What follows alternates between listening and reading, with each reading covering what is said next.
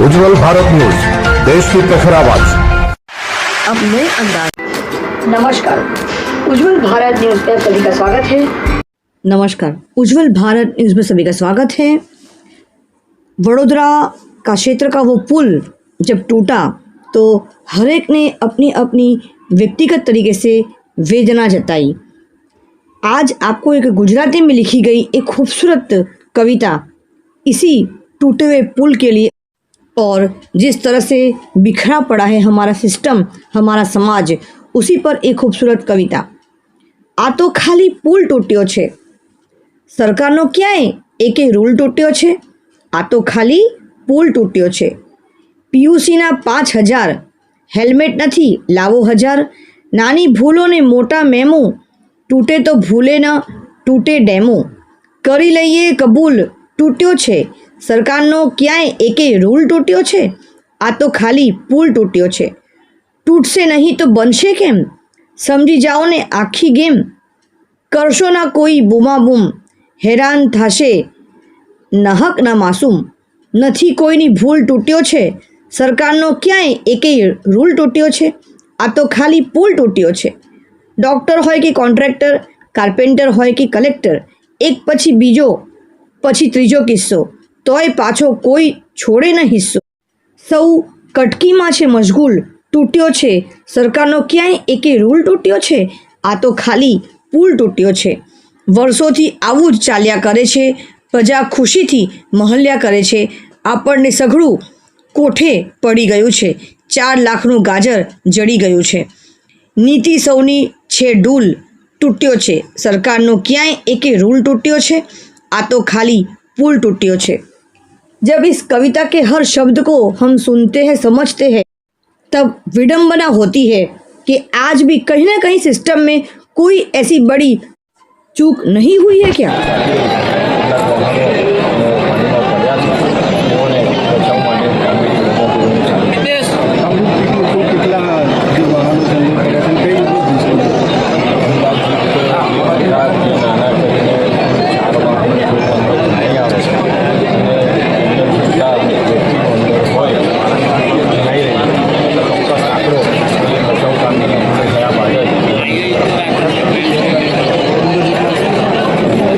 કાર્યવાહી કરવા પાત્ર છે ચોક્કસથી કાર્યવાહી કરીશું। હાલના તબક્કે અગત્યનું અત્યારે રેસ્ક્યુ ઓપરેશન છે ને એના ઉપર ફોકસ કરીને આપણે સમગ્ર ટીમ મોબિલાઇઝ કરીએ છીએ અને રેસ્ક્યુ ઓપરેશનમાં આપણે તમામ સ્થાનિક લોકો પણ સહયોગ કરી રહ્યા છે।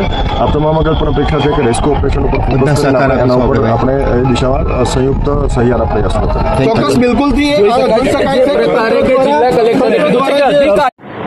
જય ભારત મિત્રો। ગુજરાતની જે હાલ પરિસ્થિતિ છે, 35 વર્ષના ભાજપના શાસનકાળ દરમિયાન જે વિકાસનો રથ મોદી સાહેબે, અમિત શાહ સાહેબે તેમજ તેની અન્ય ટીમે ચલાવ્યો અને ગુજરાતને એક રોલ મોડલ બનાવી અને ભારત આખામાં પ્રસ્થાપિત કર્યો, એ જ ગુજરાતની અંદર જે ગોઝારી ઘટના ઘટી રહી છે, જેની અંદર નિર્દોષના ગુજરાતવાસીઓના જીવ જઈ રહ્યા છે। આવી પરિસ્થિતિમાં કેવો વિકાસ થયો છે અને કોનો વિકાસ થયો છે આમ પબ્લિક, આમ નાગરિક સમજી શકે। વિકાસ તો થયો છે, પણ કોનો? કોન્ટ્રાક્ટરોનો, ચૂંટાયેલા સભ્યોનો, ધારાસભ્યોનો, મિનિસ્ટરોનો, મંત્રીઓ, મિનિસ્ટર, ભાજપના દરેકે દરેક કાર્યકર્તાઓનો। આની સિવાય વિકાસ થયો હોય એવું શું હાલની પરિસ્થિતિ જોતા લાગે ખરું? ગમે એ ઘટના બને, આકસ્મિક બનતી હોય છે, કોઈને વ્યક્તિગત એમાં કોઈનો હાથ હોતો નથી, હું સ્વીકારું છું, પણ એવી ઘટના કે જે સરકારી તંત્ર દ્વારા આપવામાં આવતી સુવિધાને લઈને જ્યારે ઘટે ત્યારે એની એક જવાબદારી થતી હોય છે। શું કોઈ ભાજપની લીડરશિપે આજ લગી કોઈ એવી જવાબદારી સ્વીકારી છે? શું કારણ છે? એટલે હવે મિત્રો, ખરેખર એક તમારા આત્માને પૂછો બહુ થઈ ગયો વિકાસ, ઘણો વિકાસ થયો.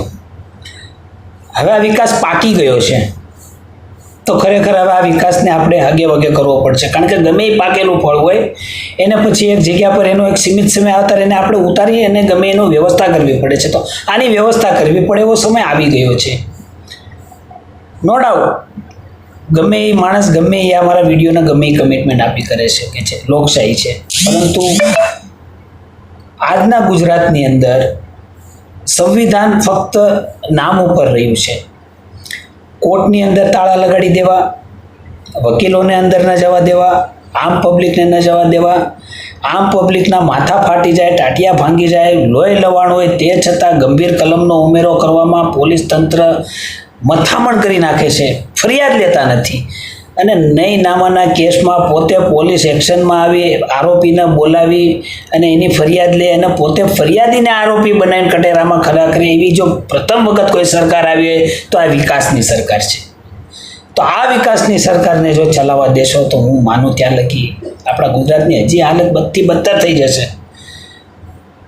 71 કરોડના કામ, 500 કરોડના કામ, 5000 કરોડના કામ, પણ કોના માટે? કોના માટે આ લોકો કરે છે? પબ્લિકને તો સુવિધા થોડો સમય જ મળે છે, બાકી તો એ કંડમ થઈ જાય છે. ભાવનગરથી સોમનાથ હાઈવે રોડ, હજી રોડ બન્યો એનું તો કોઈ પૂરું ઓપનિંગ પણ નથી થયું. ત્યાં કેટલા ટોલ નાકા લગાડી દેવામાં આવ્યા. બધા ભાજપના મળતિયાઓ જ ટોલ નાકા સંભાળીને બેઠા છે. મોટી આવક થઈ રહી છે, પબ્લિક ત્રાહીમામ છે. એ રોડનું જાજુ આયુષ્ય દેખાતું નથી. પુલ, નાળા બધી બાજુ તમે જોઈ લો. તો આવો વિકાસ વિનાશકાર દોરે છે. ત્યાંથી કોણ ક્યારે કેની પર ઘટના ઘટશે કહી શકાતી નથી. કારણ કે આ સરકારની અંદર કોઈ જવાબદારી લેવા મંડે. ફક્ત દીપ પ્રાગટ્ય, આ વિશ્વાસ, ઓલું એક સંવેદનશીલ બ્યાન, તેમાંય તેના કાર્યકર્તાઓ ઉઘાડા પગાઓ ગાંડાઓ કેવા કેવા મેસેજ ટાઈપ કરે છે, જાણે કે એ ઘટનાને એ લોકો એક મિમિક્રીમાં લઈ જાય છે. આવી ગંભીર ઘટનાને મિમિક્રીમાં લઈ જાય છે. પુલવામા હોય, શું આ બ્રિજ તૂટી રહ્યા છે? કઈ રીતે બ્રિજ તૂટે છે? લાખો કરોડો અજબોના ટેન્ડરો હોય છે. શું એમાં એન્જિનિયરો એટલા હોય છે? એટલે જણીની જવાબદારી થતી હોય છે. કેમ કોઈની માટે કંઈ કાર્યવાહી નથી થતી? સવાલ મોટો છે. વિચાર આપણે સૌને કરવાનો છે. વિરોધ પક્ષમાં હોઈએ, બીજી પાર્ટીમાંથી આવતા હોઈએ, એ એક અમારી રાજકીય વાત થઈ. પણ જ્યારે માનવતાની વાત આવે, સત્યની વાત આવે, ત્યારે આપણે ગુજરાત નાગરિક તરીકે એક થઈને રહેવું પડશે. વિકાસ પાકી ગયો છે, હવે આને હગે વગે કરવાની જરૂર છે. અને 2027માં હું તો કહું છું, આને હવે છે ને તોબા કરો, મરી જાઓ. જે આ પાર્ટી સાથે સંકળાયેલા લોકો છે, મોટા હોદ્દા પર છે, એની સિવાય આ સરકારે કોઈ નાના માણસોના કામ કર્યા નથી. હવે વિચારવાનો સમય આવી ગયો છે અને એનું પરિણામ હવે આપણે એને આપવું પડશે. જો હવે આપણે નહીં આપીએ ને તો આપણી જેવા મૂર્ખો કોઈ નહીં હોય. એટલા માટે મારી આ વેદના હતી. જે આ ગોજારા અકસ્માતમાં જે કાંઈ પરિવારના સભ્યો પર આ દુઃખ આવ્યું છે એને શ્રદ્ધાંજલિ પાઠવું છું. ભગવાન પરમાત્મા તેમના તમામ દિવ્ય આત્માને શાંતિ આપે અને આ સરકારને થોડીક સદબુદ્ધિ આપે કે અમુક કામમાં ભ્રષ્ટાચાર ન કરો. Please, I request. જય ભારત, જય હિન્દ. હું રેશમા પટેલ, ગુજરાત પ્રદેશ મહિલા અધ્યક્ષ, આમ આદમી પાર્ટી. જે ગંભીરા બ્રિજ મહીસાગર પરનો તૂટી ગયો છે એને લઈને ખૂબ જ ગંભીર વિચારવાની જરૂર છે. આ ભાજપના ભ્રષ્ટાચારનું જીવતું જાગતું ઉદાહરણ છે. ફરી એકવાર ભ્રષ્ટાચારમાં માસૂમ જિંદગીઓ હોમાઈ ગઈ છે. આ બ્રિજની કેટલી કમ્પ્લેનો સ્થાનિક દ્વારા કરવામાં આવી છતાં પણ તંત્ર શું ઊંઘતું રહ્યું, સરકાર ઊંઘતી રહી.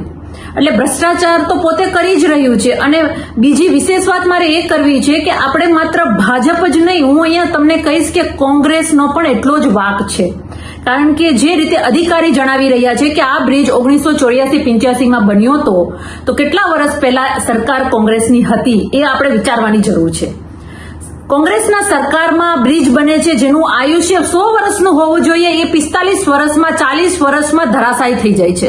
એટલે અહીંયા કોંગ્રેસ અને ભાજપ બંનેના ભ્રષ્ટાચારનું આ સૌથી ગંભીર અને દુઃખદ ઉદાહરણ છે ગંભીરા બ્રિજ. એટલે ગુજરાતની જનતાએ હવે ગંભીરા બ્રિજને ના ઉદાહરણને ગંભીરતાથી લેવાની જરૂર છે કે ભ્રષ્ટાચાર કરી અને ભાજપ કોંગ્રેસે ગુજરાતને તહેસ નહેસ કરી નાખ્યું છે. કેટલા કાંડ ગુજરાતમાં બન્યા છે આપણે હજી તો ભૂલ્યા પણ નથી. રાજકોટમાં અગ્નિકાંડ બન્યો, સુરતમાં અગ્નિકાંડ બન્યો, ઝૂલતો બ્રિજ મોરબીમાં પડ્યો અને આ ફરી ગંભીરા બ્રિજ. એ સિવાયના કેટલાય એવા અકસ્માતો થાય છે કે જ્યાં રોજ બરોજ કોઈના જીવ જાય છે. તો આ ભ્રષ્ટાચારીઓને હવે જાકારો આપવાનો સમય આવી ગયો છે. અને હું ગુજરાતની જનતાને કહું છું કે આ કોંગ્રેસ અને ભાજપના ભ્રષ્ટાચારનું સૌથી મોટું ઉદાહરણ હોય તો આ મહીસાગરમાં જે વિસ્તારોને જોડતો ગંભીરા બ્રિજ છે ને, આ બંનેના ભાજપ અને કોંગ્રેસના ભ્રષ્ટાચારનું સૌથી મોટું ઉદાહરણ છે એવું મારું સ્પષ્ટ માનવું છે. ધન્યવાદ. Thanks for watching UB News. Like and comment, and don't forget to subscribe for latest updates. Subscribe our channel.